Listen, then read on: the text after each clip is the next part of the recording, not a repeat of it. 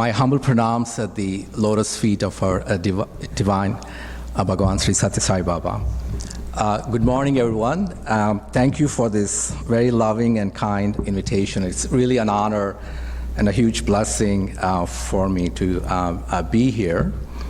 The theme of this year's retreat, Surrender to God Through the Path of Devotion, to me, it's always been, having unwavering faith to Swami, and the core essence being love for everyone. Ever since I first saw Swami, and I've been trying to, in my life, to really kind of, focus on that particular aspect of, what Swami talks about, love. And I'll talk about that through my talks today and tomorrow. To me, Swami is really my all. And one thing I've made a decision in my life is that never to waver, my faith in Swami. And I think that's having that conviction is so important in our lives, no matter what's happening around us or, within us. And my constant prayer to Swami is always, let me be with you always. And why do I think that way? Because Swami has always said that he's with us all the time. But I think it's a very essential role for us to be with him, to be consciously be with him. And I think that kind of disciplines us a lot of ways to actually do what he's telling us to do throughout our lives, in every thought, word, and deed. And to me, that's very, very important. It's not just the words, it's the thought, because people can't see our thoughts. Swami can. But so I think for us to be really constantly thinking about the thought process, to be aware of that in every second of our lives, I think it's very important. Of course, word and deed is something seen, so we have to be conscious about that. One thing I always tell to myself and to tell everyone, to my trainees as well, is that someone is always watching us. So we need to be very, very conscious about it. Not for the sake of doing things to please others, but to do things to please ourselves, because at the end of the day, it's really between us and our Lord, and that is Sathya Sai Baba. It really comes down to that. No matter what we do in our lives, whether work or life at home, it really comes back to that particular aspect. I've been coming to, my first retreat is actually in St. Louis. I have fond memories of St. Louis retreat, and I do want to acknowledge a few people in that regard. I was a young adult at that time, and I think one of the aspects is, although we grow in age, keeping that thought about being young in our hearts is very important. So though I think the first time I came was like 25 or 30 years ago, so clearly I'm older, much older, but I still remember those days as if it was yesterday. When I've come to this retreat over the years, the two first people I really want to acknowledge is Akrita and Jack. To me, these two people show how to practice equanimity and equal-mindedness while being leaders. And I think that's very important for all of us to keep in mind. Whenever we lead something, whenever we are working in any particular way, we are exemplifying leadership, but at the same time, how to be humble, showing equanimity and equal-mindedness is very important. It can be done, and I think these two people are a great example for me. Of course, the Charis, you can go on and on about the Charis. To me, they're my source of humility, inspiration, and service. I really look upon to them in every aspect. Every time I think about, am I getting too older or too tired to do something?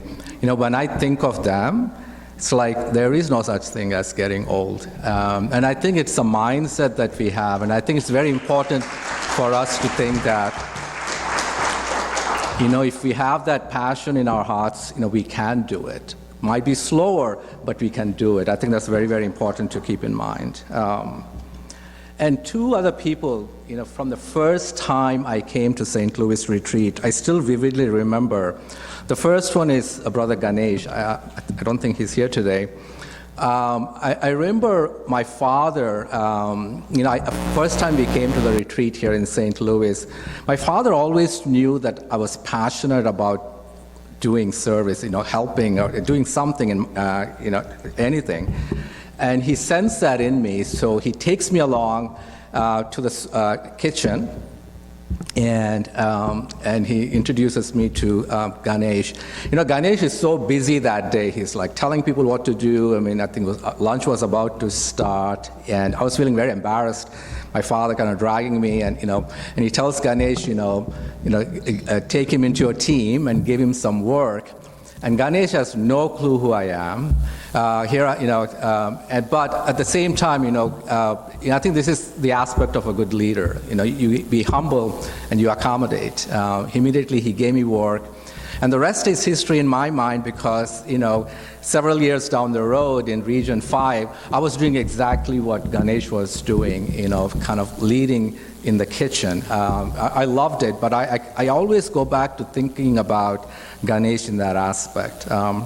The other person who really taught me absolute humility is Brother Chuck. I don't think he remembers this incident.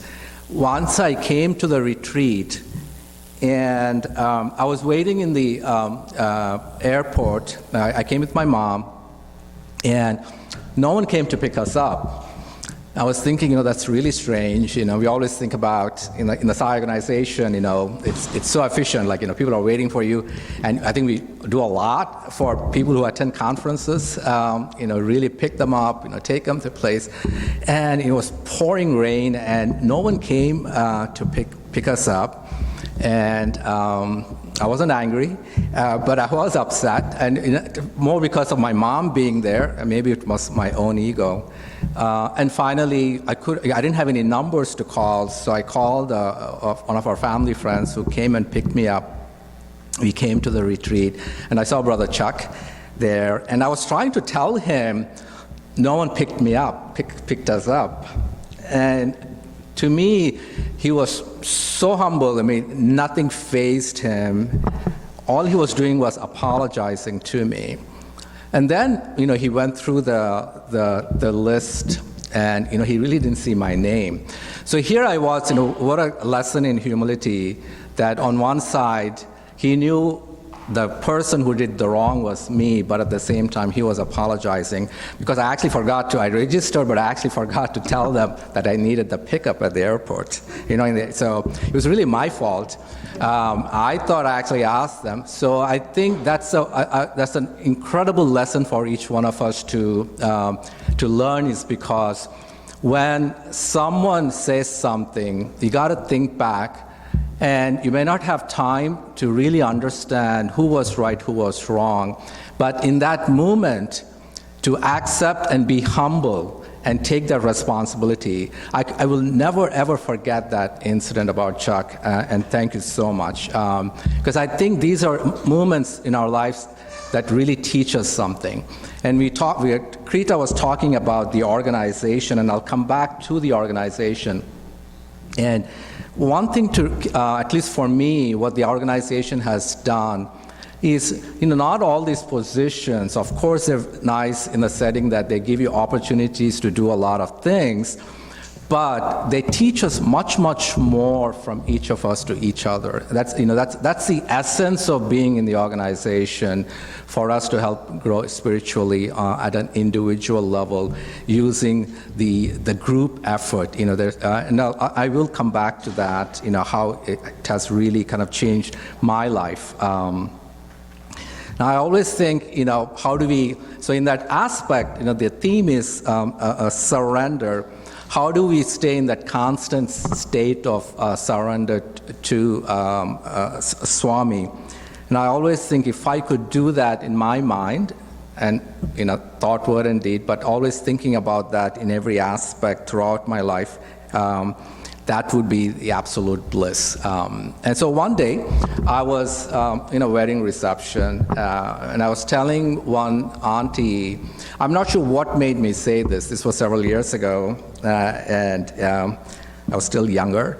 And I said, I've reached a state in my life that I've decided, I decided to give up my life for Swami. I really meant it. What I meant was that, to me, I was convinced that if Swami wanted my life that very moment, I was ready to give it.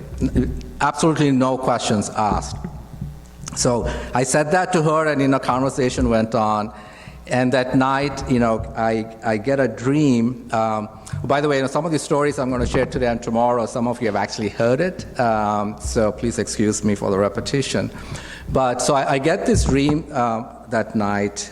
Here I'm, for people who have gone to Prashanta Nilayam and on the veranda, I'm the only guy sitting on the veranda in that dream, and there's thousands and thousands of people in the Prashanta Nilayam, in the Kulwant Hall. And the bhajans start, and Swami comes.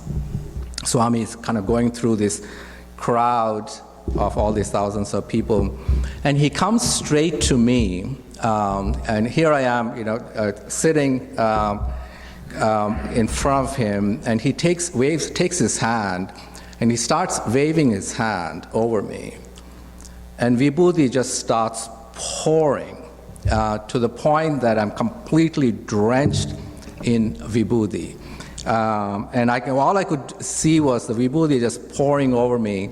And the bhajans going so strong.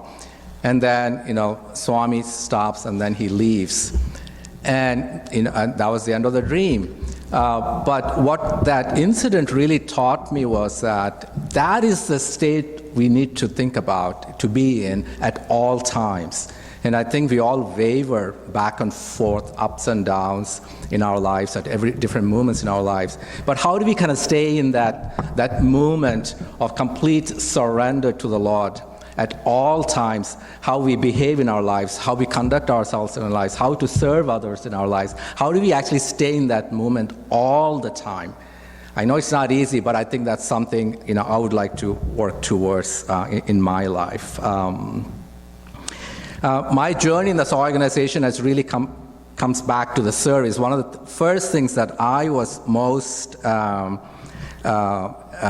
passionate about in the Sai organization was the aspect of service. Of course, I love bhajans. I love the kids and the education, but it was something about the service. I think part of that is because of the selfless nature of the service, what the Swami focuses on, that everyone in the organization really kind of exemplifies. That's really what attracted me to the Sai organization, even as a young man. And even before Swami, and I think one of the things for us to kind of keep in mind is to be very open to goodness in life, to everyone good in our community, in our day-to-day lives, and not differentiate Sai from non-Sai activities, not Sai from non-Sai people. And that's something I think in my own mind I really don't think about, and I think we should all really think about that, not to separate ourselves. Of course we are part of this organization, of course we are Swami's devotees, but Swami time and again has said, I'm in everyone. He never said, I'm in people in the Sai organization. Everyone is everyone, absolutely no separateness. And I think that should be the very essence of our lives always. Okay, so I think that's very important. What we do as part of the organization is very important as well, but we have to think of the bigger picture, and that is in everyone. So a lot of people in our lives, whether at work, they do influence us in so many ways. Let's take that good, because I always think it's very good to emulate. Because I think you take the good from everyone. And to me, personally, it really doesn't matter who that is, whether it could be a kid, a young adult, an adult, or an elderly. It really doesn't matter. I think everyone has something to teach us. So in that, we have to kind of keep that with an open mind. To me, the first person in my life, at least that I can remember, was always my father, actually. In terms of the example of service. I used to get upset sometimes that he was giving away my things to others. That's the ego in us, right? So when I was growing up, my father, I used to watch him. He was a doctor. Both my parents are doctors, but my father used to literally call in people from the street, bring them in, and he used to give them things or take care of them. Or during the flu season, he used to vaccinate people, call people from the streets.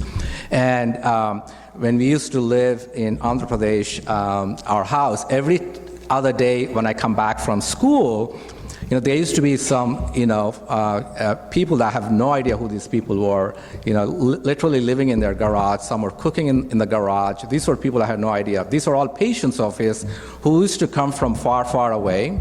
And he used to recognize that they were very poor and they didn't have a place to stay. So literally our garage was their home. They were cooking things in my home. And I used to come and see all these new people. I was thinking, oh, that's interesting. Come back from school.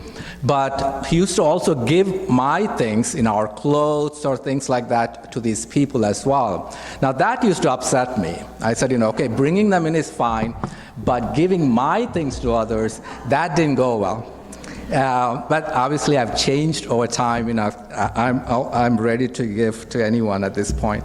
And that's, to me, it's the power of Swami's love, and I'll talk about transformation later on. And I think I really owe that to Swami and the organization.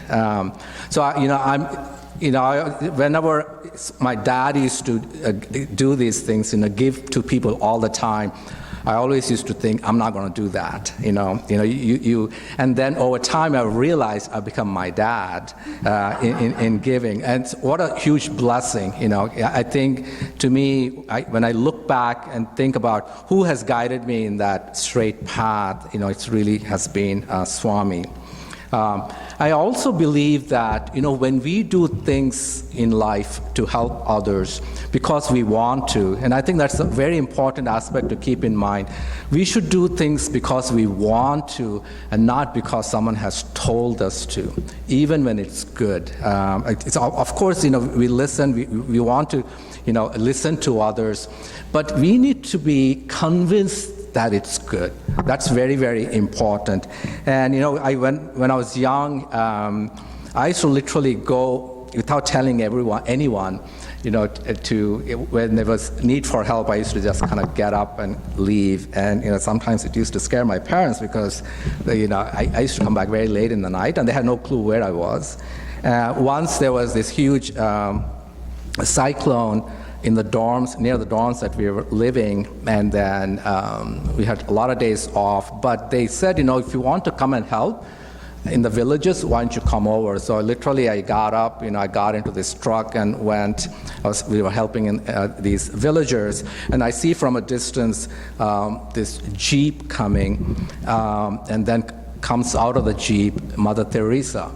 And here I am with Mother Teresa talking to her, and she was telling us, she was basically that day going from one village to another, encouraging people who are actually volunteering in these villages. To me, that was a very pivotal moment in my life because my feeling was, if you do things without any expectation, always good things in tenfold or hundredfold come back to you. And I think I always am reminded of that, and I always kind of keep that in mind throughout my life and I think that things doing because your heart is telling us with no expectations, the reward you get is much, much more actually. And you may not realize that right away. To me, that incident with Mother Teresa was incredible. Swami says no joy can equal the joy of serving others, and I think this is so important for us to keep in mind his incredible message. I want to briefly talk about the Katrina project. The reason I want to talk about this is for a few reasons. To me, who really inspire me a lot to do things is our young adults. And for the first time, when I was, I think, I'm not sure how old I was at that time, but I was very involved in the center. And the Katrina, as you know, came along. This was quite some 2005, I think. And our young adults really kind of took on by themselves that they wanted to do something. And I think that's, to me, was a perfect example of someone taking charge to do things because they believed in something. And when they asked for adult volunteers, and I was the first one, one of the first ones to say, look, I'm with you. And my selfish reason was to really kind of not only be with them, but to kind of learn from them, and they really teach us incredible amount of leadership. So I think that's something, I always keep in mind. So here they are, young adults from our region, really kind of taking on the charge and going down south to Mississippi to kind of help, and they really kind of brought in young adults from all over the country and people to help. And it was just a tremendous experience. This was one of the first trips, and I was involved with this. And they really kind of galvanized, the Midwest and the East Coast in the Sai region, and got a lot of people, and ultimately ended up not only helping the people in need, but over the years, really, over the next several months, really helping that particular place. They adopted the one town called Tyler Town. And this really was a huge inspiration to me, really kind of convincing me that if we put our hearts to it, we can do a lot of things together. I think at the end of the day, this is an important aspect of the organization as well, because we can do a lot of things together, working in unity together to the purpose, the bigger goal is not ourselves, but the community that we live in. That's very important to kind of keep in mind. And I think whenever we do anything at the center level or the organizational level, one thing I think it's very important for us to keep in mind, our individual ideas are important, but the cumulative ideas, when we think the goal, the purpose being the community or whoever we want to serve, should be the bigger aspect of it. Whether our own ideas come through or not really does not matter, as long as the goal is reached in terms of who you want to serve. That's very important to kind of keep in mind, and I think sometimes we get lost along the way that what we want to do is not happening. I think if you think about as a cumulative, as we get together, if the goal is being reached, the people who need the need is being served, that is much, much more important. And I think at the level of center, how the center functions on a day-to-day basis, how the activities function on a day-to-day basis in the community, I think we always have to keep in mind. And one thing has been, I've learned over the years, when I remember I said, people are always watching you. When you want to do something, always raise your hand, never feel shy, because that passion, you want to get it out. And people watch you, and I think sometimes, people think, there's very few people doing it. The more I do, the more I'm being asked to do. I think it's a wonderful blessing. That, to me, that's an awesome blessing, right? To have that opportunity to serve is the most important blessing we have in our lives. And once you have that opportunity, there is no going back in terms of, being worked too much. Doesn't matter. Take that as the huge plus, as Swami's blessing in our lives. So obviously, when you do stuff, people do watch, and I think as part of that, and being a doctor, being involved in, medical activities, that's how I got to be the medical director, regional, and now the zonal director. At no point, do I actually think it's a position from the aspect of I'm in that position. I always think of it as a responsibility that we have, and how do we kind of take that to the community. And I'll talk about some of those experiences later on as part of the responsibilities in the organization. And this is, in Mississippi, and these are all the young adults, and it's when you watch them do stuff, do work, and I think they come with a lot of ideas, but also inspire others to do. And I think it's okay for us as adults, rather than separating ourselves from young adults, to say, hey, can I be part of you? I don't think they're going to say no to us. That's one thing I've learned. But at the same time, let them be the leaders. If they're leading something, they are the leaders. We are the followers as adults. That's very important to keep in mind as well. And we were actually able to do so much in Mississippi, and I'll share some of those later on as well, in terms of when we do our part. That's the most important thing. We need to do our part, and faith, surrender, and Swami always helps us in that, in his mission, actually. Now, over the years, to me, Sathya Sai organization equates to Swami. I mean, Swami is the head, right? And whenever we think about the organization, we need to think about Swami. I mean, Swami is the organization. Of course, when we think about organization, we think about an activity, a group of people doing things, but it's all Swami. And I think, to me at least, when we think about that, his message of loving everyone, serving everyone with no expectation, that is the organization. And once in an interview with the doctors, we asked Swami, is it okay to be selfish? Selfish to help others. We always think of a negative aspect of selfishness. How about if we want to be selfish to help others? Selfishness in the aspect of trying to uplift yourself spiritually. If I want to uplift myself spiritually, I want to help others. Is that being selfish, for my own reason? And Swami's always, when he knows that it's a reasonable question, he always says, that's a good question. He says, he said, selfishness to improve yourself spiritually, to improve yourself, to be a better person is actually a good thing. So I think we need to think about, how do we become good? What tools do we need to become better? And not think of it as a selfish way of looking at things, but a good way of making us better people. And in work, what has really helped me is that over the years I've become much more mindful as well. And really, there's a lot of talk and buzz about being mindfulness, whatever we do in our lives.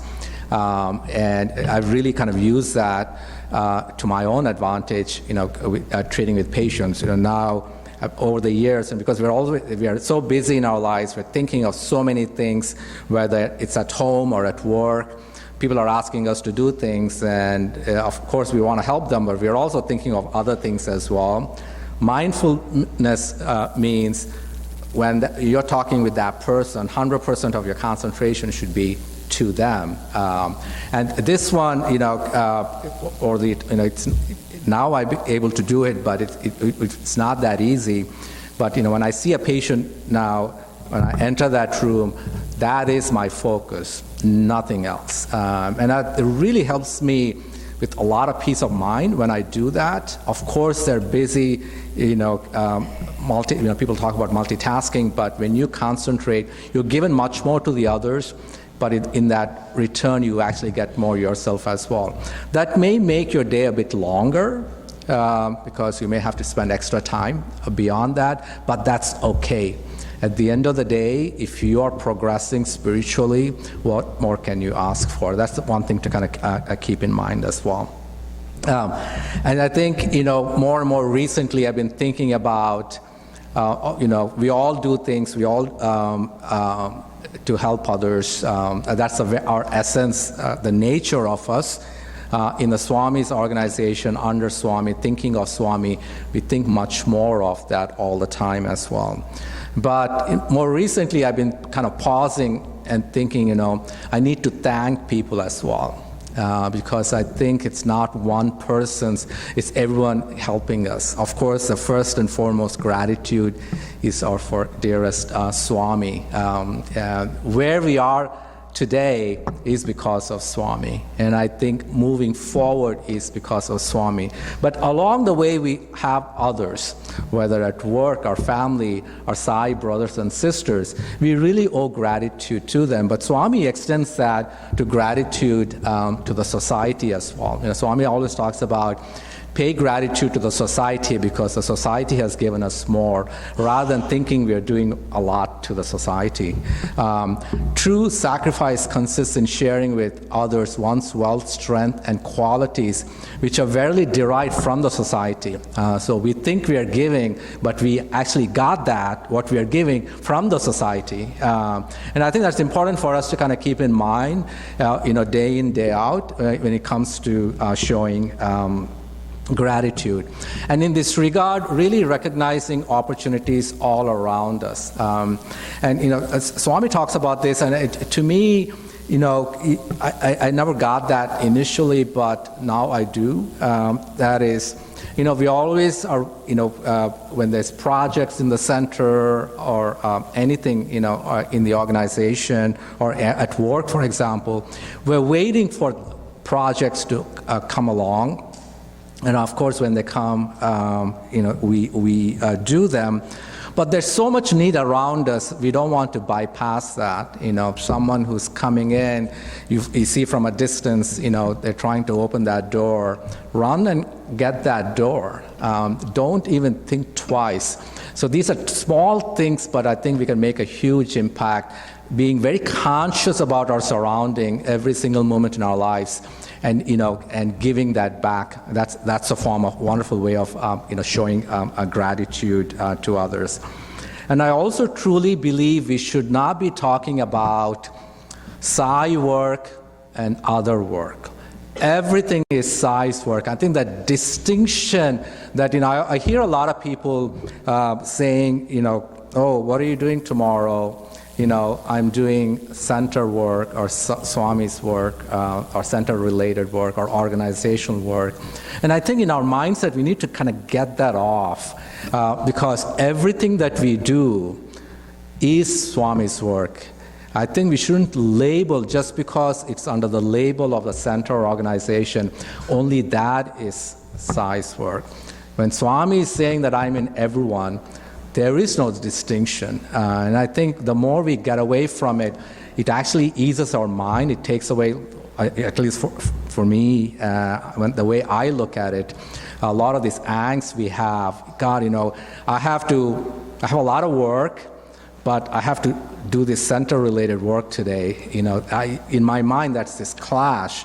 But when we take away that distinction, work, I have to do this work, and I think it really helps us. And finally, gratitude to our own Sai family, amongst each one of us. I talked about my gratitude over the years to Krita, Jack, the Charis, Ganesh, Chuck, and I think we need to constantly remind ourselves who around us is really kind of helping us grow spiritually and show gratitude to them. Be always there for everything.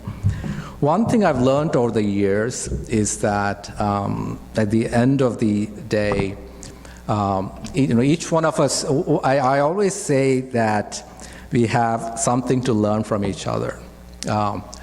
And that it's not always necessarily good. It's also what not to do. I never use the word bad, when I talk about things, But I always say, we all have each other to learn all the good, which is awesome. But when we see something which we don't think is ideal, rather than saying it's not good, I think we need to convince ourselves not to follow that. At every step in our lives, we have this fork, two ways. You see something which you think is not ideal. And it could be amongst our own Sai brothers and sisters as well. Again, that doesn't mean that nothing makes someone good or bad people. We are looking at the values of what we believe in or what we think of when we see others. So we always have a choice every single time when we see something which is not ideal, or at least in our own minds, ideal. We have a choice. We have a choice to go the right path, even if it's the most loving brother, Sai brother or sister, still take that right path and not to follow. I think we should not get caught up, whoever that is, if we don't think something is ideal. And I feel personally very, very strong about it. And I think it just makes us better people, helps us grow spiritually. But by being the example, it will inspire others to be better as well. Never underestimate the power of how each one of us can inspire others to make others better. It's not an egoistic way at all. It's just following the right path, and people will follow that path. And you follow others, you emulate others. And I think it's a win-win situation. Throughout all this, it really comes down to us and Swami. People always are telling us constantly, whether at work or at different aspects in our lives, to do this or to do that. And, we're sometimes caught in that moment.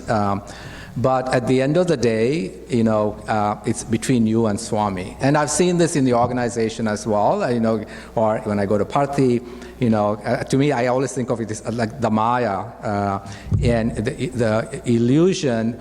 But for us to kind of think, okay, who do I listen to first? And that is a Swami. And, I'll narrate a story. To me, it was probably one of the most powerful stories in my own experience in my life. And it's, when we think about experiences in our lives, the powerful experiences or powerful things that happen in our lives, sometimes we attach that form of Swami to it. And I think we need to recognize there's so many powerful moments in our life Swami is bringing us into. We need to recognize that everything is his, right? Everything is what he's doing. So everything is his darshan. We may not need to see him in the physical form, but we need to recognize his form in that moment. So I always say, being in the middle is probably one of the biggest blessings in my life. That is, Swami is trying to help someone, but he's using us to help that person or persons. What a great blessing it is that he's actually using us to help that person. The goal is that person, whether it's a single person or the community, but we are part of it. You as an individual or as a group, what a great blessing that is. And I think that, constantly kind of think about it. So this was, and I'll talk a bit more tomorrow about the camps in Prasanthi Nilayam. We do medical camps. It used to be 4 times a year. Now it's the last several years, actually. It's twice a year during Guru Purnima and birthday. And this was the first time I actually went to a camp in Prasanthi Nilayam in November during birthday. And I believe it was Swami's 80th birthday, if I'm not mistaken. First time I'm going, and the leader of the team, he told me, what? It's going to be extremely crowded. There's no accommodation. You stay outside. Not just to me. He was telling a lot of people in the team to stay outside, actually. So I'm one of those people. When someone tells me, I sometimes I just listen. And sometimes it's not always good. You have to think for yourselves as well. That conviction. After that incident, after that visit, I don't care who tells me to stay outside. I've never stayed outside. I will never stay outside. But I listen to that advice. So I took a hotel outside, and this was a bit far away, almost near the airport in Puttaparthi, for those who have been there. And there used to be a shuttle, taking us back and forth. And we were at that time, we were actually working in the hospital, and the camp was 24/7. Now it's just during the day, but at that time it was 24/7.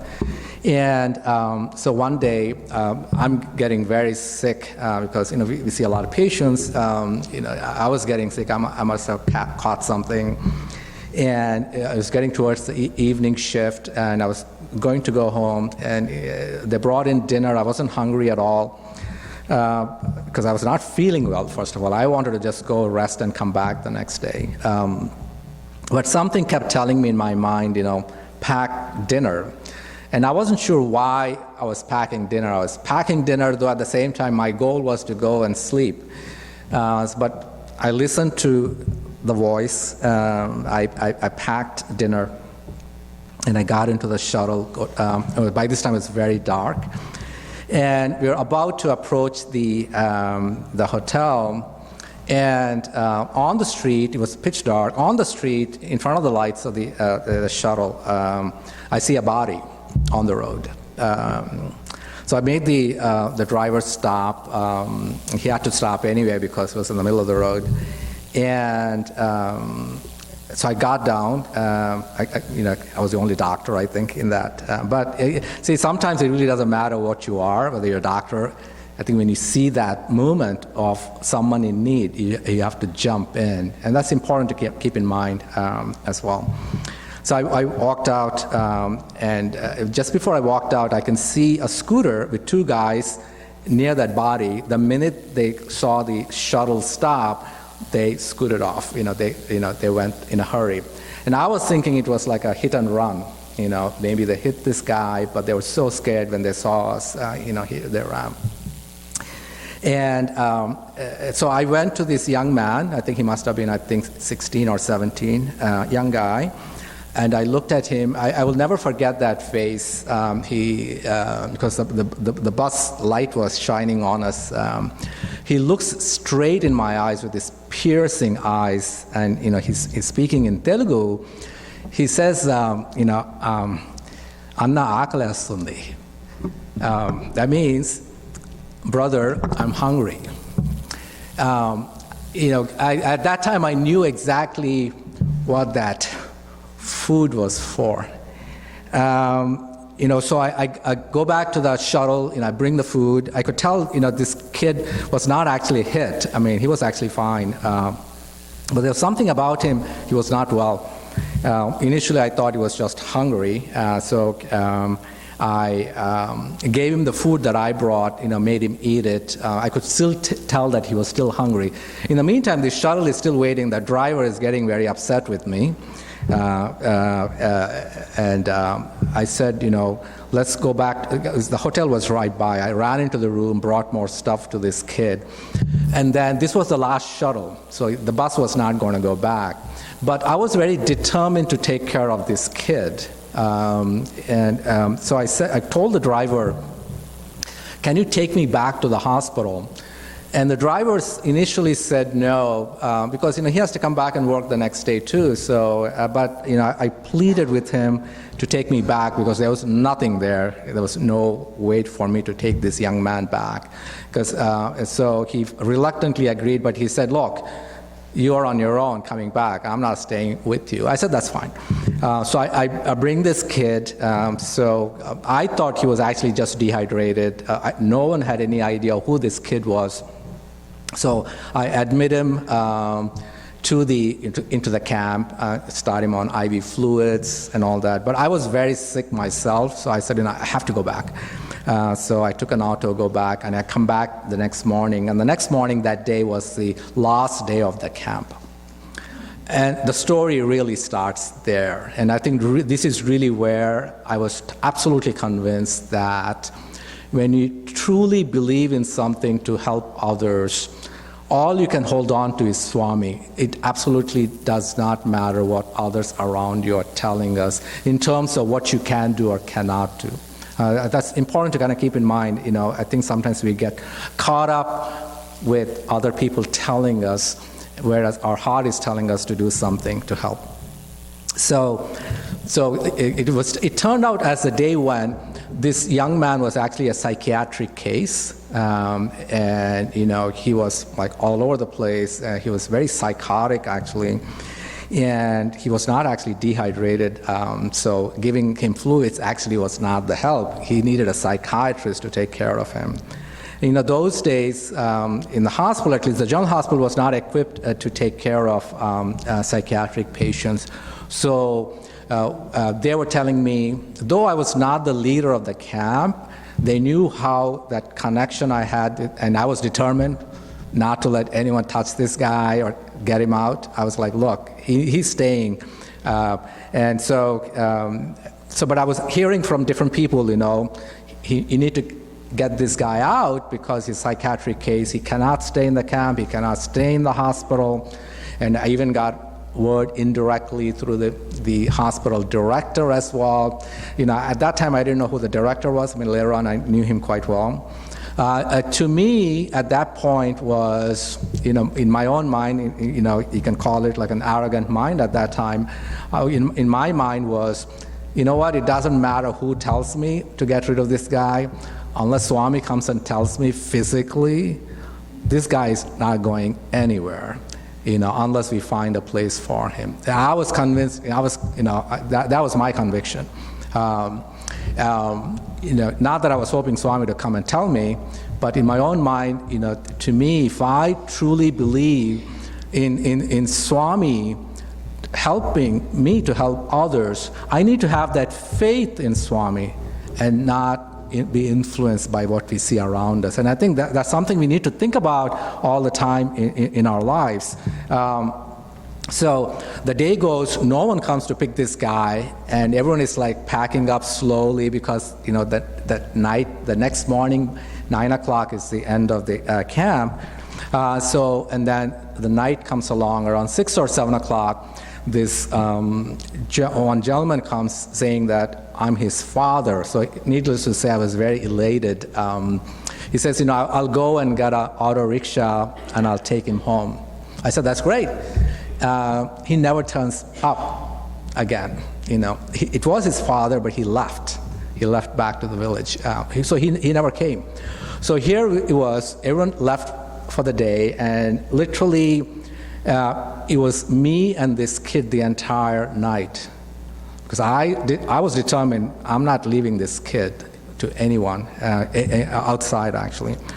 And I use this story as an example of how I think to me, it was the greatest presence of Swami with me in my life than the physical presence, which is awesome, right? When we think about the darshan of Swami, the speaking with Swami, I think these are awesome things. But I think when we feel that presence in what we do, without that physical presence necessarily, to me that's absolute surrender. So that as the night goes, so he's gone and no one is there again. So here I'm left with this young man. Everyone has left. It's just me and him on the upstairs in the hospital. It's just me and him in the entire upstairs hospital because in our unit. And this guy literally every 5 minutes is trying to run away. So here I am like pleading with him, tying him up lightly because I wanted to be careful as well. And throughout the night, again, I didn't know what he was trying to tell. He was literally like urinating on me, stooling on me. At that moment, it really didn't bother me. Believe it or not, nothing bothered me at that time. To me, this was my brother. I'm going to take care of him. It didn't matter what he was doing to me, at least at the physical level. My feeling was, he's my brother. I need to take care of this young man. So the night goes through, and the next morning, around 8 o'clock, another gentleman shows up. And these are all miracles. How did they know? I don't know. I have a feeling this father went and told somebody. Another gentleman comes and says, I'm his uncle. And so again, obviously, I'm very elated because we're literally, everything is shutting down, and people are telling me, hurry, you got to get rid of this young man. And he says exactly the same words. He said, I'm going to go and get an auto rickshaw. I'm like, you're not going anywhere.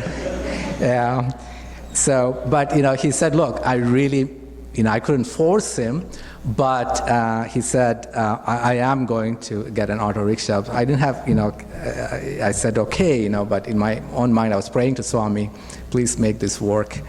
And he actually did come back and, take the kid along.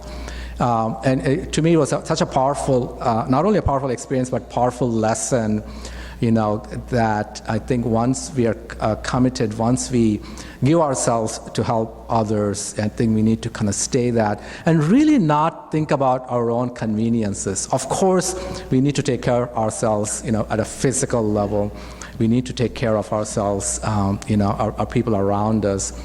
But I think we owe it to others to help, actually. So I think, to me, that's very important.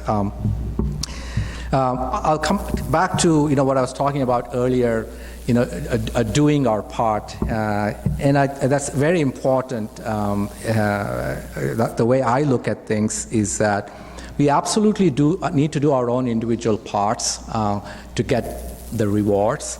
Not thinking about the rewards, but they will come.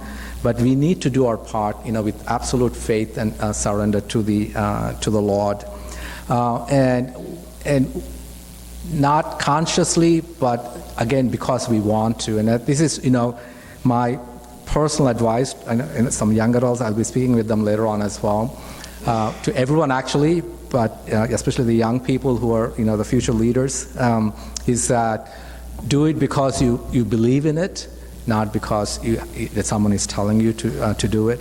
The first International Medical Conference was in Puttaparthi, and I went to the conference, and I go there. I went as a member. That's it. No role, no responsibility, nothing. Actually, I just went as a member.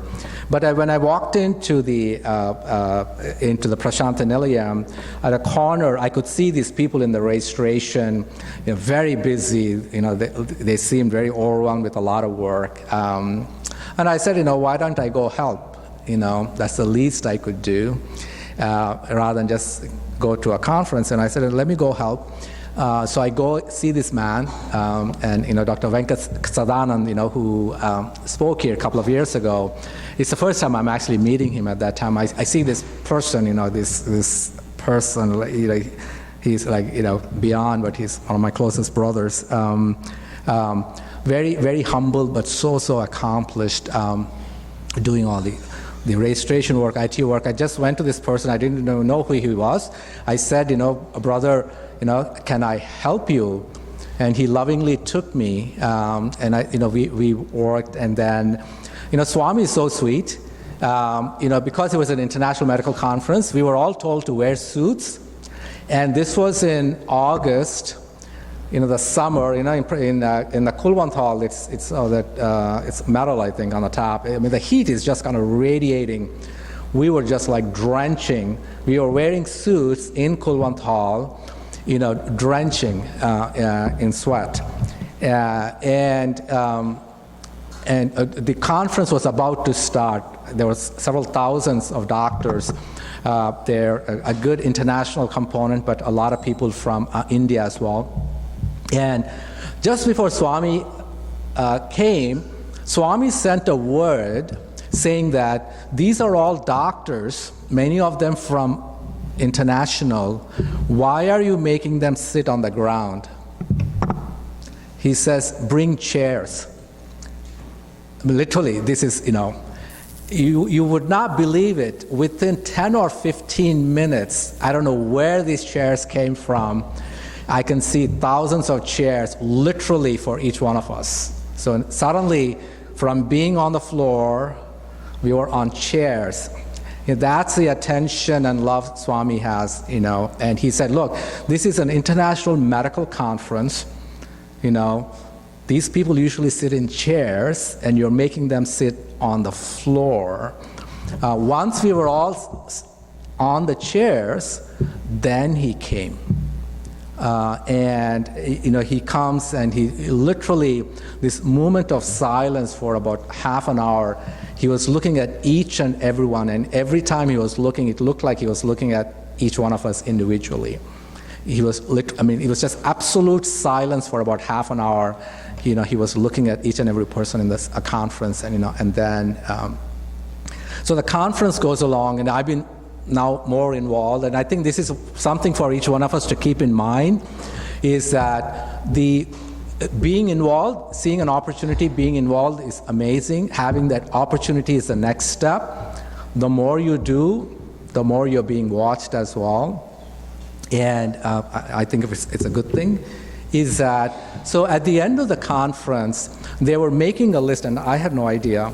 They were making a list of 9 people to be selected for Swami to actually give a present, by hand, like a plaque and all that, at the last day at the function. And I was one of those 9. So again, to me, I was surprised, but what it really shows to me, that was a wonderful lesson to me, was that, when we do again, first of all, I went as a member. I never thought of being in the committee, let alone being involved, let alone now receiving a memento directly from Swami. Absolute no expectations.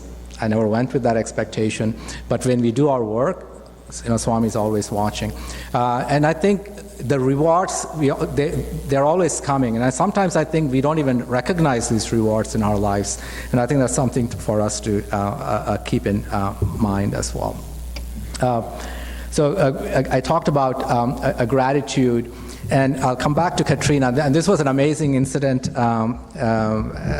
So when we went to Katrina, one of the things, being a doctor, any of us actually, when there was a calamity here or across but Katrina to me was kind of the springboard to getting involved in disaster relief globally as well. Someone please tell me how much time I have. So what happened was we decided to go on a particular weekend, and this was literally on a Wednesday, I think. I decided I wanted to go to Mississippi to help. And at that any time, if there's a calamity in the U.S., that particular state, if there's a need for doctors, they'll give you a license if you apply. And usually it takes 3 working days minimum, apparently. I didn't know this. Or sometimes even longer. So normally, as for medical license, it takes a few months. But in a disaster setting, the state can grant a license to come and work for physicians, but it still takes time. There's a process involved. So I called Thursday morning to the state licensure in Mississippi. I was talking with a lady, and I said, I'm sending my application. When can I get my license? She said, 3 working days, so today's Thursday, Friday, Monday. Monday or Tuesday, she says. I says, no, I'm actually leaving tomorrow. I need that license tomorrow. She says, 3 days. She was not budging from the 3 days. Okay. I said, let me email this to you, and, please see what you can do. And so I kind of gave in and thinking, okay, again, sometimes, you do your part, whatever you can do or you should do, and then, whatever Swami wills, you have to accept that component as well, right? Swami knows what is needed, what is not. If it works, that's great. But to me, my yearning to go was there very strong, because I already told all the young adults that I'm coming. I was the only doctor who was coming, at least from the Sathya Sai organization. Believe it or not, 1.5 or 2 hours later, she calls me saying, please go check your fax, your license is ready. So we always think when these things happen, in my mind, I look at these as Swami's miracles. And, this, I never think twice, was that by chance? Brothers and sisters, there is no chance in things like this when, especially from a state licensure, when you have to go through a process, the bureaucracy of that, there is no chance that within 2 hours you're going to get a license. And I think, that is Swami's way of saying, look, you're needed, this is going to happen, right? So I go to this camp. Literally, this was a medical camp. This was literally a small tent, but in a parking lot. I mean, everything was destroyed in Mississippi in these areas. So here I go. So this is the actual miracle. Obviously, to me, getting the license was a miracle on a personal aspect. But think of the bigger picture. Think of the bigger picture of the community. So when we only think of ourselves, the good things, the miracles that happen to us, I think we are being, very narrow in our way of thinking. But this is the bigger picture. So Swami has a bigger picture in mind, right? A bigger goal in mind. It turns out that day I was the only physician in that camp. There were nurses, medical students, trainees who were there to serve, but they cannot see our patients or give them medications unless there's a licensed physician that day. So the minute they saw me, they said, because you came now we can actually start the work for the rest of the day. See the ripples of that blessing, Swami. Swami saw, he knows of the need. As here I'm thinking, kind of glowing in my own mind about the miracle with the license, but the bigger need is the community. So that's always, never underestimate that component of it. We might think of the surrounding that around us, but there's much, much more bigger things in that aspect. Now, I kind of shift to Kazakhstan. Brother was mentioning about Kazakhstan. Kazakhstan is an incredible country. It used to be part of the former Soviet Union, and I've been blessed to go there a couple of times. And these are absolute miracles. To go to Kazakhstan, at least in the past, now it's become a bit easy. And a lot of these countries, once you're an American, there's a wall. There's already, there's a lot to do in terms of getting immigration, visa. There's a lot of work, actually. And it clearly says on their websites, if you're a U.S. citizen, these are the requirements. So we needed a visa, and I kind of decided late in the game that I was able to go, So this was not even a week before, I think, Dr. Upadhyaya, who was here last year, we all decided, that I was going to join the team. But the visa was an issue because it takes 5 working days to get a visa for Kazakhstan. So, I made this decision on the weekend, and on Monday, so I call, I submit the visa, and they say 5 working days. It's true, but Wednesday is not counted as a working day for U.S. citizens, because Wednesday is a working day for the immigration only for Kazakh citizens. So Monday, Tuesday, Thursday, Friday, so 5th working day is the following Monday. My flight is Friday. Okay, so one thing I've learned in life, I don't know, maybe, I don't want to say I'm confident, but Swami has blessed me a lot in this. Whenever I decide on something, I actually book my flights first. Then I ask permission to go. Then I ask, the visa. So I already had booked my tickets, Then now I'm asking for a visa, and the lady is telling me Monday. I said, no, my flight is on Friday. She says, Wednesday doesn't count. So here I'm very desperate. So Monday goes along, Tuesday goes along, nothing happens, so that 2-hour thing with Katrina didn't work here. And Wednesday, I knew they were not going to do anything to the US citizens, but I sent a fax, I sent an email, I left several messages as well, because I was kind of in my own mind. And this is the beauty, Swami's omnipresence, right? So Tuesday we had a conference call and with Dr. Upadhyaya.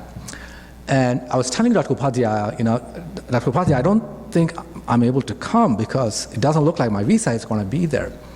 Upadhyaya says, you're coming. He said the previous day he went in front of Swami, had his prayer, and he had a vision in that prayer, in his house prayer hall, that I was in that camp. And Dr. Upadhyaya, with this, exuberant confidence, is telling me on the phone from London, Hari, you're coming because I saw you in the camp with Swami. I'm thinking, okay, that's good, but I still need my visa, So Wednesday, when it's not supposed to be for U.S. citizens, I actually get a call from the consulate. This guy calls me in desperation, annoyance, I should say. He calls me, I'm so busy in the clinic, but the minute I realized it was from the Kazakh embassy, I said, I told my patient, please wait, this is important. I took the phone call, and he says, in a bit of annoyance, he said, you left too many messages, you left too many, emails. I see all these emails and messages and faxes, and I realize it's you. I said, why are you bothering us when you know that today is not for U.S. citizens? And I told him my situation. And I was really desperate, right? And he said, it's not going to happen. But, this is Swami, though I had no other answer to get that visa, Swami has put a thought in his mind to get that visa. So then he tells me, he thinks about it, and he says, and I think meantime Swami is probably working on him, he says, do you have any friends in New York? I said, yeah, so I thought about Bob Singh. A lot of you know Bob Singh. I said, yeah, I have a friend. He said, tell you what, call your friend, tell him to come tomorrow and meet me. I'll get the visa ready for you, and he can FedEx it overnight so that it will reach you Friday morning, because my flight was in the afternoon, and, hopefully that will work. So him telling me that, to me that was Swami's miracle, right? So I immediately called my brother Bob and say, Bob, I had no idea whether Bob was in town or what he was doing that day. I said, can you go to the Kazakh embassy? He's like, what? But he went to embassy. The minute he walked in, this gentleman was ready with my visa package, because it has my passport, everything, right? And gave it to Bob, and Bob actually overnighted it for me. So it's another wonderful example of what happens. So that was kind of the miracle. And I just came back from Kazakhstan a few weeks ago, and this is really impressive. So the Prime Minister of Kazakhstan. We went, actually, so what happened was last year there was a camp in Kazakhstan, and during that time, a couple of doctors gave some talks, and the government, the officials were so impressed. They said, can the organization doctors just come and teach us? No camp, nothing, we just want a teaching session, a CME program, continuing medical education, and this was in Turkestan city. And we said, fine, we all bought our tickets, everyone has bought our tickets, and then we get this word that the president or the prime minister, one of them, has dissolved the entire, all the ministers of Kazakhstan to put new people in place. So they said it's completely new. We have no idea if they're even going to allow us to do it in Turkestan or anywhere, because we don't know who these new people are for the health ministry, for all these other ministries actually. Okay, so this is literally, I think, a week or so before we were going. We were all ready. We bought our tickets and all that. We're like, what do you mean we can't come to Kazakhstan? Our tickets are bought, And I think sometimes you have to kind of look back. Of course, you worry, but I found in life there's nothing really much happens by worrying. So I said, okay. And then we get a word saying that you are coming. And it turns out that although this president or prime minister decided to dissolve all ministries, the only ministry he decided to keep was the health minister. And so this is the health minister who is about to help us come there, actually. So he was saying, if I'm gone, it ain't going to happen. So to me, it's just unbelievable, right? Like, someone making a decision in another country for all the ministries, and that gentleman that saying the only minister I'm going to keep for the time being is the health minister, and no one else. Everyone has been dissolved, every new people, but this guy remains. So again, it's a constant reminder that it's not by a chance at all, actually. So we were able to go. And the other interesting thing about Kazakhstan is that they have decided that for every activity in the country, they've actually passed a decree that spirituality has to be a component of everything that they do at the government level. I've heard nowhere. And so their focus was, of course, you're going to come and teach us about medicine. Obviously, we're doctors, but they say, please make sure you incorporate spirituality in your lectures. It's unbelievable. So it was a very successful program, and they want us to come back, and we're planning to go back in October. And then I'll talk about a few things. How much time do I? 5 minutes? Okay. When you talk about Swami, there's so much.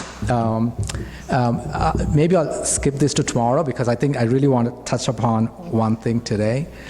So there's a huge Swami's mission in Russia and Kazakhstan. I'm involved in the medical work, but there's also EHV and reconstruction. But if you go to Russia and Kazakhstan, you'll really learn what humility is. You'll really learn what humility is when you see these Sai devotees. Most of them have never seen Swami. Most of them are never been able to come to Puttaparthi, but a lot of them have seen Swami in their lives. For them, when they see love, that's Swami for them. Nothing to do with dreams, nothing to do with the physical aspect. And I think it really teaches you much, much more. Let's not get caught up in all these things, but let's get caught up in that love, then we'll experience Swami. When we went actually first time, all these people from Kazakhstan and Russia, they were there to welcome us. I always think, we're spoiled from US and UK. When they see us coming, they think we need much more comforts. They were all staying in a dorm or in the school, but they said, these people from US deserve, or probably they want more comfort. They put us in a hotel while they were, in limited dorms and waiting, with few showers, cold showers, waiting in line from 2 a.m. to get their shower, because there were so many of them, whereas each one of us had our own room in a hotel. And some of them travel, 12, 24, 36 hours by drive to come to this place where we had our base in Kazakhstan. And here they are, ready to welcome us in their local costumes, and they dance for us and all that. They were so happy that we came. They didn't mind how tired they were, knowing that the next day they have to get up at 2 a.m. To me, that's unconditional love. And I think we have to let go of the inconveniences in our lives. It's really a lesson in life. And the youth there is just unbelievable. They don't think of themselves. They think of the others, the patients, how mature. These are all 16, 17-year-old. It's just amazing when we see them completely selfless, completely, because they're thinking of the bigger goal being serving the community. That's what's in their mind. Whatever needs to be done to get to that, that's what they're thinking of. They're not thinking of themselves. It was just incredible. And the gratitude of the patients, it was very, very heart-wrenching, and I'll talk a bit about that tomorrow as well. And every time in Kazakhstan or Russia, at the end, they all get together. They actually invite the communities, the local communities. They dance and sing. It's all beautiful music, and it's really incredible. And there in that place, everyone is the same, actually. So these are all, and the humility is, this is very interesting. Some of these people were cleaning the bathrooms and the floors and all that, but they were professional opera singers in the country of Russia. I mean, these were like people high up in places cleaning the bathrooms. I mean, so no one would know that. I think that's where we need to be, all of us. And I know that's, when we think about the organization, that's what it teaches us. You know, that's very important to keep in mind. You know, when we think about, you always, I think we proudly say, when people see the Sai organization in the community, they leave a reflection, they leave something so positive. We leave the places much cleaner, we leave a sense of love. People just feel that.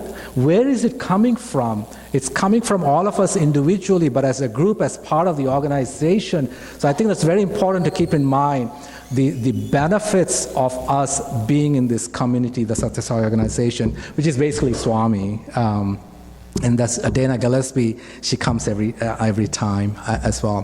One of the things I've noticed, like everywhere when I went to Sri Lanka, this is in Philippines, there's so much destruction, but the gods, the figurines, the glass, everything stays unbroken, untouched. I've seen that everywhere, in churches in Sri Lanka, churches in the Philippines. This was a house of a Sai devotee. This was a church. Everything was in pieces, but the glass, the statues of Lord Jesus, the glass, of Swami, nothing is broken. I think it really tells us that the divine power and that's very, very, very nice, actually.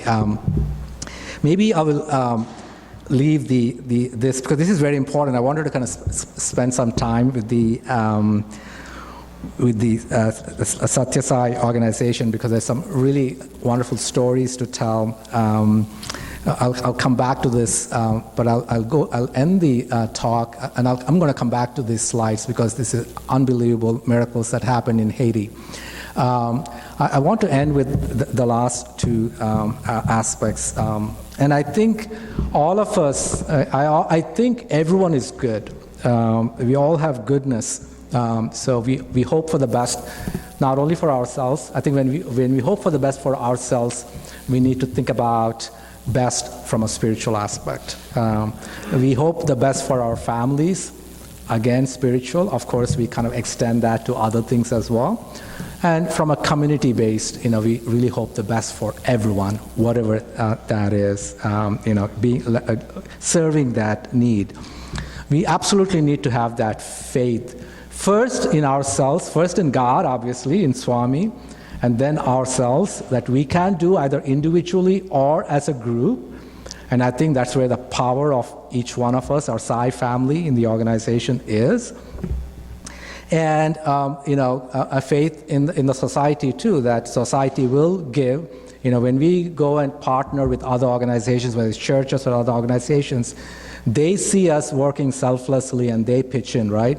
After a while, you see them doing much more as well. What is that the power of influence of what we do as a Sai group? That's very important to kind of keep in mind, never underestimate that. So I think we are actually not in an egoistic way, never let ego come into this conviction that we are in a position to inspire others, each other and others as well, when we're trying to thinking of the bigger goal of serving the community. And then ultimately what really ties in my mind, is that absolute love. You look at every single person, in our lives. Let go of that aspect of who they are, what they are. Are they part of our group? Forget about all that. Just think of them as someone to love. Swami is telling us that he's in everyone. Let's just focus on that. Swami in that person. It doesn't matter where, who, what organization. There is still love in that person. And I think we get caught up. Of course you judge the values. Of course you avoid people who are doing bad things or bad habits, because you don't want to get trapped into that.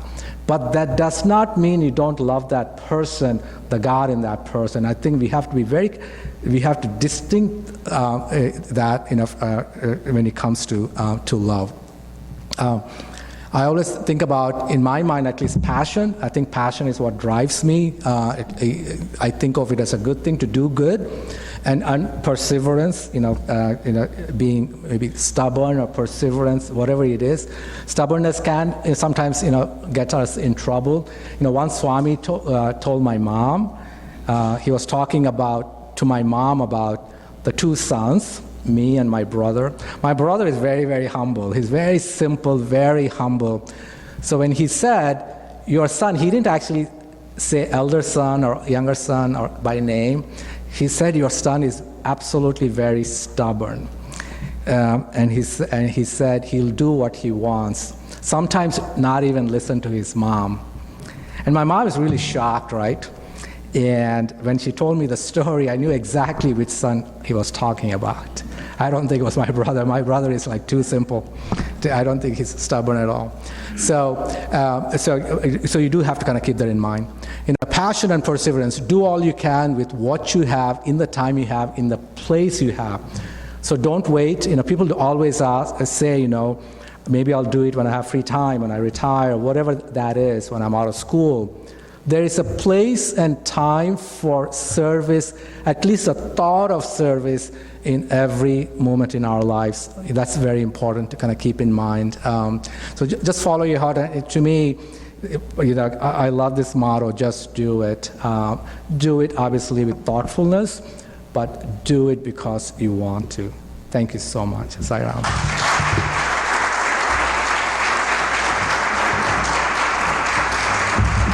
My humble pranams at the divine lotus feet of Bhagavan Sri Sathya Sai. Good morning, brothers and sisters. Sai Ram. And once again, thank you for having me. It's such a blessing and an honor to be here. Swami gave an interview once to all the doctors several years ago, and during the interview, he was going to everyone asking, what do you want, what do you want? And I knew my turn was going to come, because he was asking everyone. And I knew exactly what I was going to ask for. In the meantime, people are, when he asked, what do you want? Someone said a ring. So he was actually getting, Swami always gives whatever you want. You have to be careful. And as people are asking, the Maya kind of sets in. I knew exactly what I wanted to ask him. Then suddenly I'm thinking, maybe I should ask for something else. But I kind of stuck to my original plan. So my turn came, and Swami asked me, what do you want? I said, I want to serve you, Swami, for the rest of my life. And he said, why? I said, it makes me happy. And he said, happiness is external. What you really experience is joy. He says joy comes from within. And so it's actually joy when we talk about, how we feel so happy about things. So, that was very sweet. And every time I think about it, when someone says, why do you want to do something, or, I always say it kind of gives me joy, because I always think of it kind of coming from within. And then, he spent a lot of time with us, and then I kind of raised my hand and I said, I wanted to ask him a question this time. And I said, how do you balance work with service? He always talks about, being responsible for your family, whatever you're committed to, but at the same time, here I find myself, leaving home all the time to do different things. So I wanted to ask him, how do you balance? And he said, a good question. And he said, it really comes down to the power of discrimination. And then he went on to talk to others as well. I like the answer, but I wasn't sure if it actually, gave me the answer that I was looking for. And then later on, in another speech, Swami said, this was in Kumar Hall, he said, it is true that, when we say, when we are committed, that means when we get married or when we have children or families, that we have to be committed, that does come under priority. But at some level in our lives, we do have to cross that line to serve the community. To me that was such a profound, and obviously, I thought, it kind of, for me, kind of fit the answer that I was looking for, I suppose. But I've never heard him say that again. Not that I've been there a lot of times, at least hearing his speeches. But to me, that really makes sense. And I think for all of us to think about at any level, as busy as our lives are, how can we give to others? And it does not mean that we have to go out into the community. We can do a lot of things at different levels as well. When I was young or a teenager later on, Swami used to come in my dreams, but it was always like he never speaks with me in the dreams.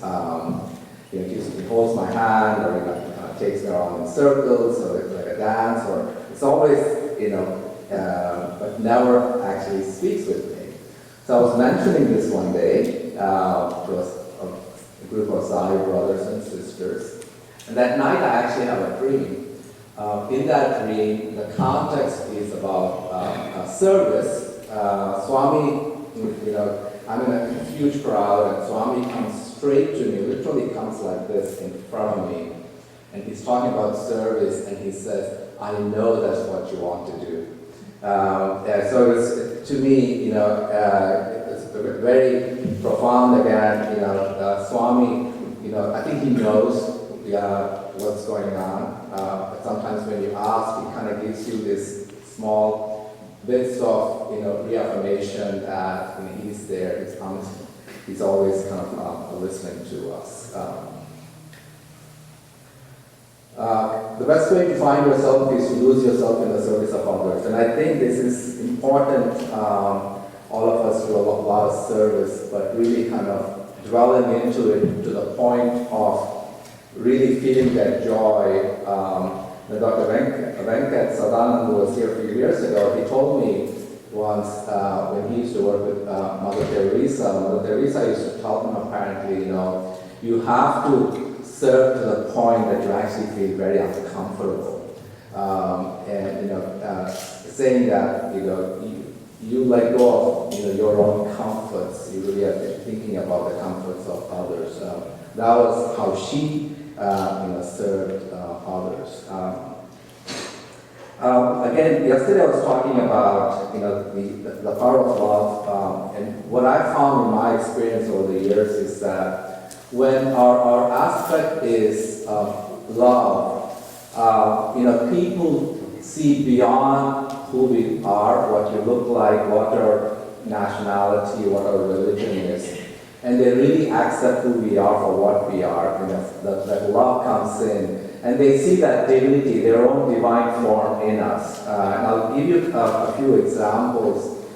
This was, again, quite some time ago, during the Katrina period. Reverend Warren, who was the main person at the church, he got everyone together, and most of them were young adults.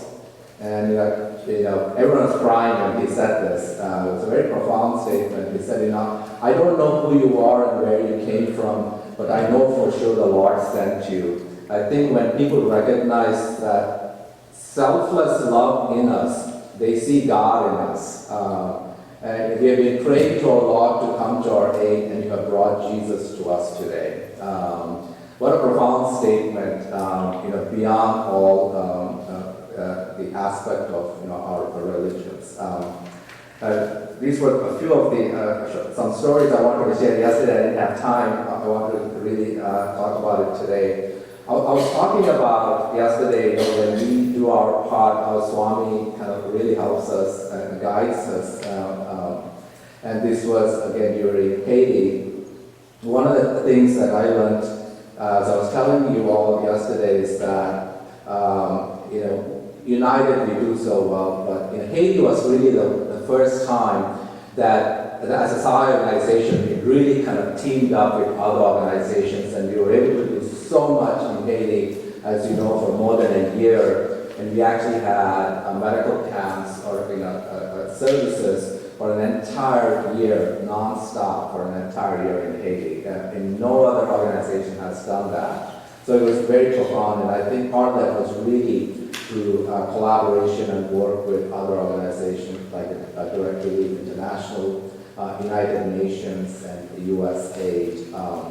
So the first day we reached there, when the Haiti earthquake first happened, we couldn't fly into Haiti right away. We had to fly into Dominican Republic, and from there take, I think it was a 6 or 8 hour bus ride to Port-au-Prince. So we reached the Dominican Republic one evening, and we were supposed to get into the USAID. At those days, USAID was actually chartering buses for only recognized groups who were going to find relief. So we were 9 of us.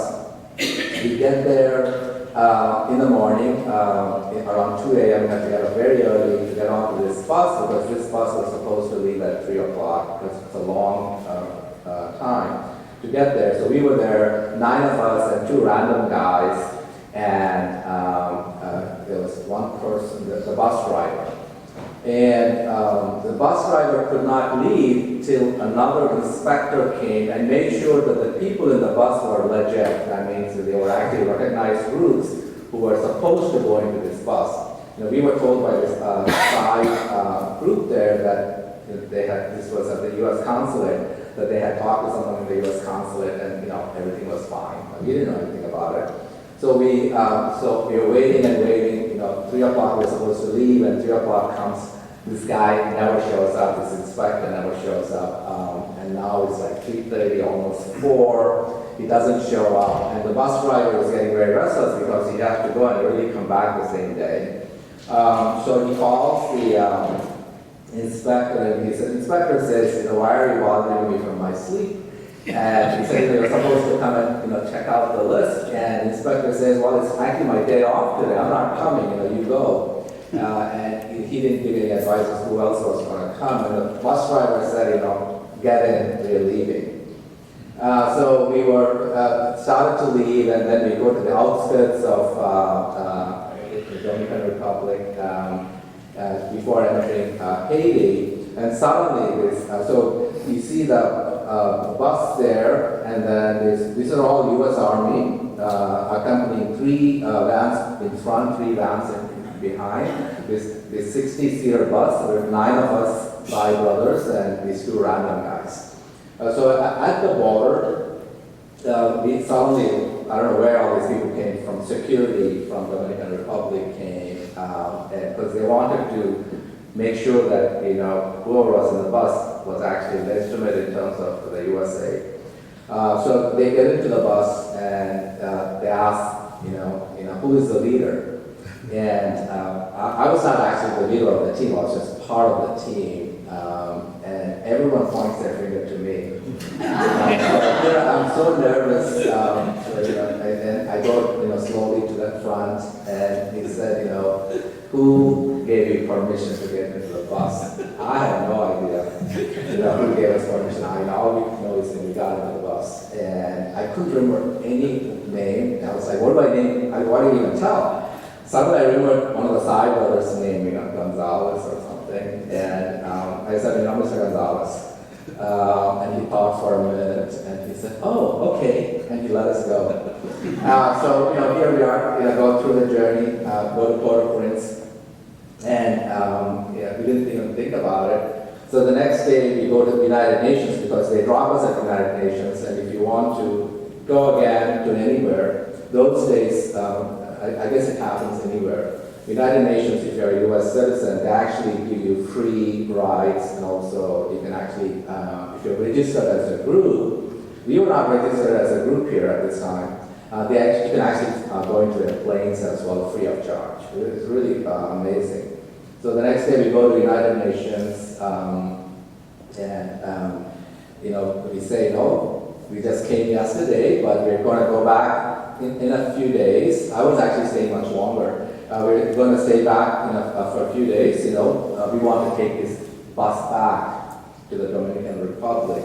And the guy looks at us and he says, who are you? He said, we're the Sathya Sai organization. He goes back and comes back about 15 minutes later. And he says, he takes us to the corner and he says, I don't know who you are. I don't want to know who you are.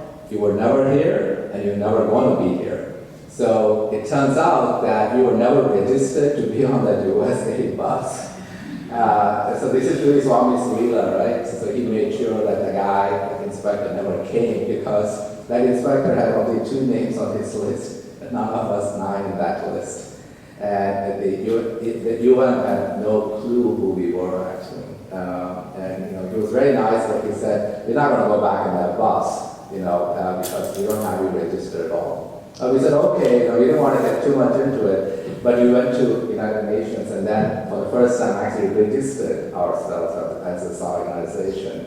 And what was really interesting was, once you register, they'll give you their badges and all that. We were not waiting for all this because we had work to do, so we came back.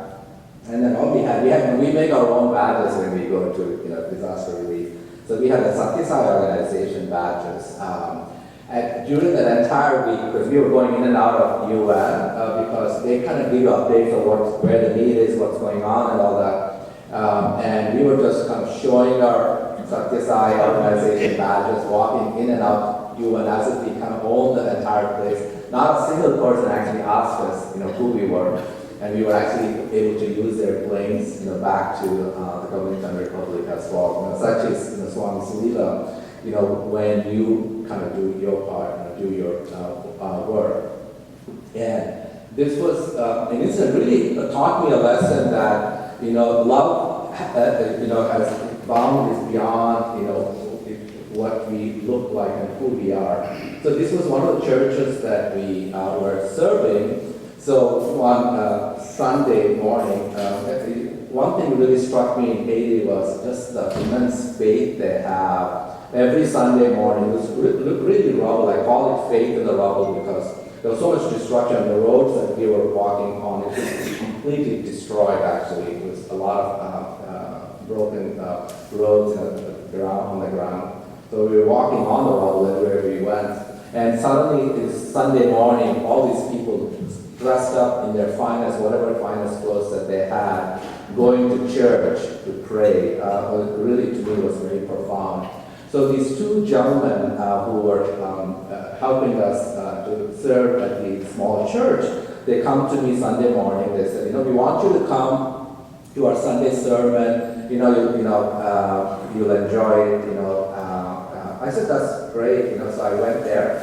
And so the sermon started. Before the sermon, the priest of the church, gave a speech, and then they had these other priests, guests from other churches in town, in Port-au-Prince. They all gave their own speeches, and it was, everyone had given their speeches. I didn't see any of the priests there. And then one of the priests gets up and he says, today we have a guest sermon. And here I'm looking around and saying, everyone has already spoken. I don't see any other priest. I wonder who this priest is. Someone, So he says, we have a person, a guest today who's going to give us the main sermon for today. And here I'm wondering who it is. And then he says, Dr. Hari. So here I am, speaking, I was and not a Christian by birth, so I'm like, okay, here I'm being told to give a sermon in the church. I'm thinking, what do I say? Because I've never really heard sermons, formal sermons before. Of course, I've seen a few on TV. So here I am giving a sermon to all these hundreds of people in the church. All I could think was every Swami's quote that came to my mind, I kept repeating it. I kept telling them. And it was really amazing because there, like every few minutes, they all get up and say hallelujah, So the entire sermon, as I was kind of giving Swami's quotes, they were saying hallelujah to me.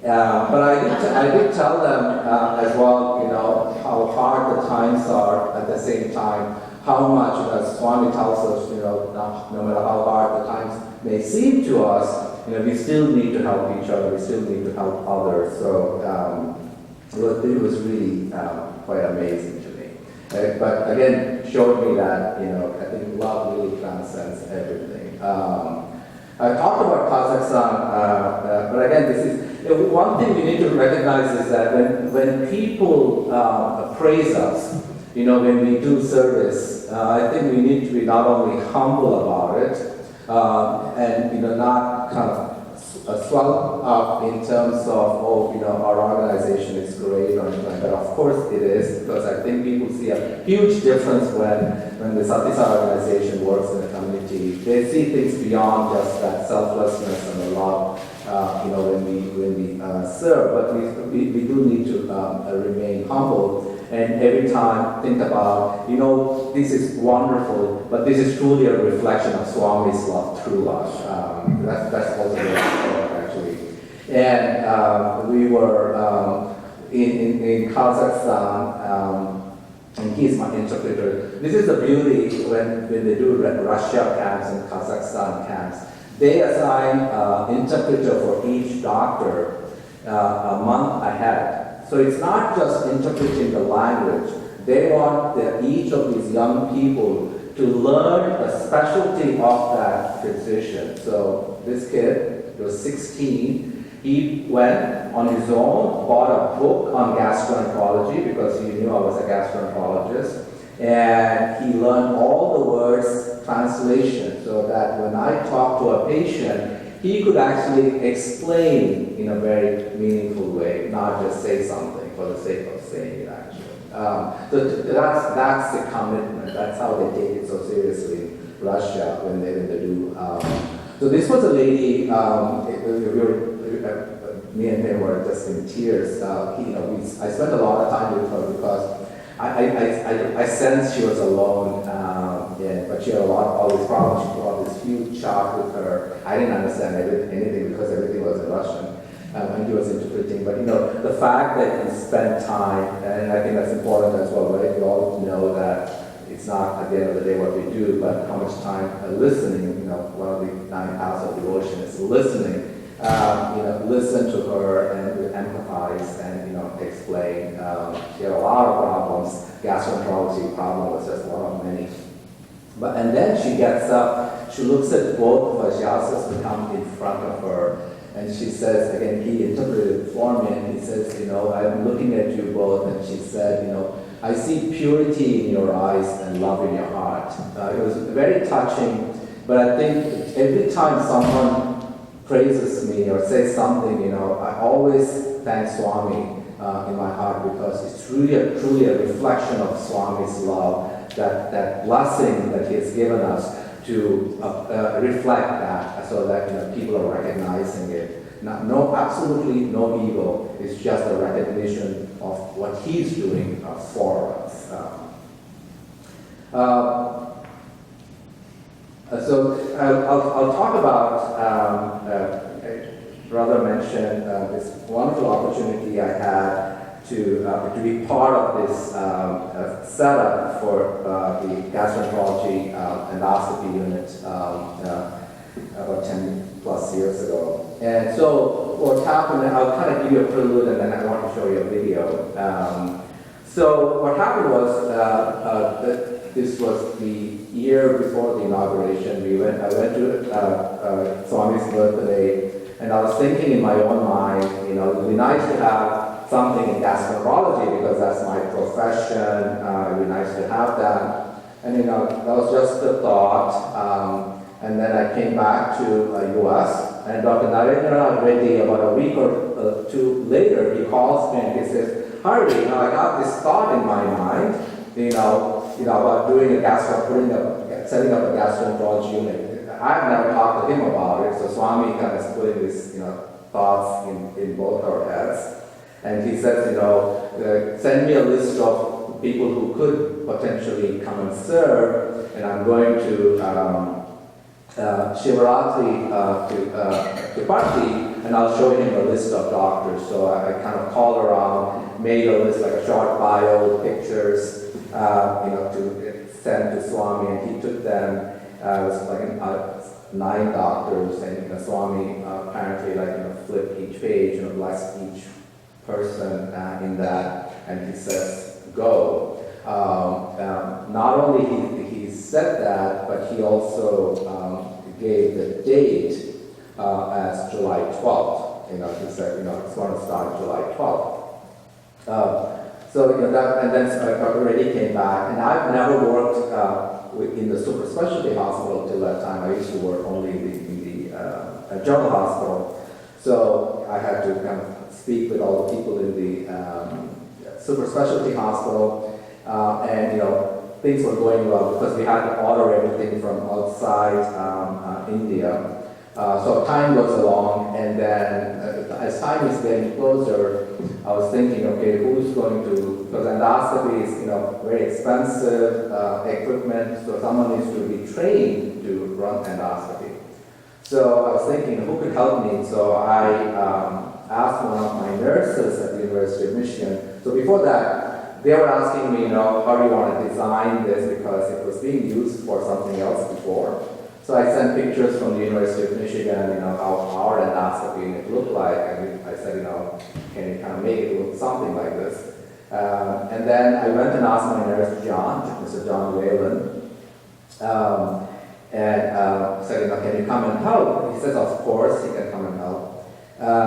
But what happened was I did not want to take John with me right away when the time came. I wanted to go sometime earlier, really settle myself down, make sure everything's okay, and then take John in. Because John has never been outside US, let alone be in India, and that in Parthi, so he's new to all this actually. So I go a week ahead, and I've shared this story and video with some of you before. So I go there, so I go, before I went, so in my mind I wanted to stay in Parthi for 3-6 months. It was also around the time that I had left University of Michigan to take a new position at the Cleveland Clinic. Though I never left my office, I was like an adjunct faculty at the University of Michigan, and my boss kept saying, you gotta come back, don't worry about it, don't leave your office. Literally, I didn't touch my office when I actually literally took another job in another institution. My office was still there. But I did not stay back at Cleveland Clinic. I decided to come back, so I go to my boss. This was around the same time this was happening as well. So I go to my boss and I said, I want to come back. He was very happy. But I said, I also need to go and take about 3 to 6 months off. I thought, if I said 6 months, at least it'd be 3 months. Because, our field, and I do most of my work within gastroenterology, it's more liver diseases, so it's dealing with liver transplant and all that. These are very, very sick patients. It's very complex. So I really wanted to make sure, how do I take care of my patients while I'm still in Parthi for the 3 months there. And my boss was very understanding, and I wasn't sure what exactly he was going to say.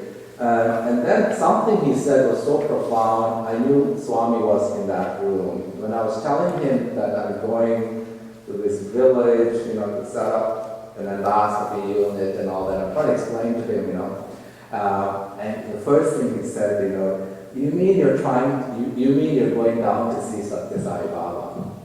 I've never talked to him about Bharti directly. I've never talked to him about Sathya Sai Baba directly.